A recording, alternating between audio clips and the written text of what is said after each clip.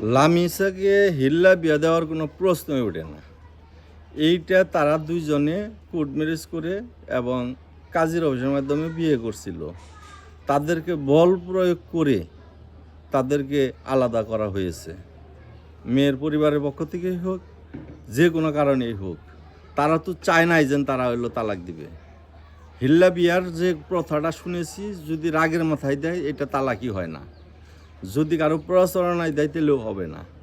যদি মনের থেকে এমন কোনো অপরাধ করে বসে, সে যদি মন থেকে দেয়া ফেলায়, সেটার একটা বিষয়। এখানে মন থেকে আসে না।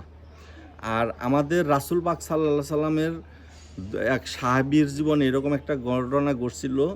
তার স্ত্রীকে, তার বিবিকে তালাক দিয়েছিল। পরে রাসূল পাক সাল্লাল্লাহু আলাইহি সাল্লামের কাছে যখন আইসা ঘটনাটা বলল, তখন সে এমন একটা পদক্ষেপ নিল যেন ভবিষ্যতে আর কোনো মুসলিম নর-নারী এবং তার কোনো উম্মত, ইসলাম ধর্মের অনুসারী, তারা যেন কোনো আর তালাক না দেয়।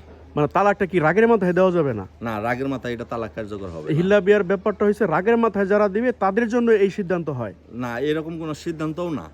এটা রাসূল ভাই ওই একটা দিয়ে বুঝাইছিলেন। পরবর্তীতে যেন তার কোনো উম্মত বা ইসলাম ধর্মের অনুসারীরা এই হিল্লা বিয়ার মধ্যে থাকবে, এরকম কোনো আইন বা এরকম কোনো হাদিস নাই।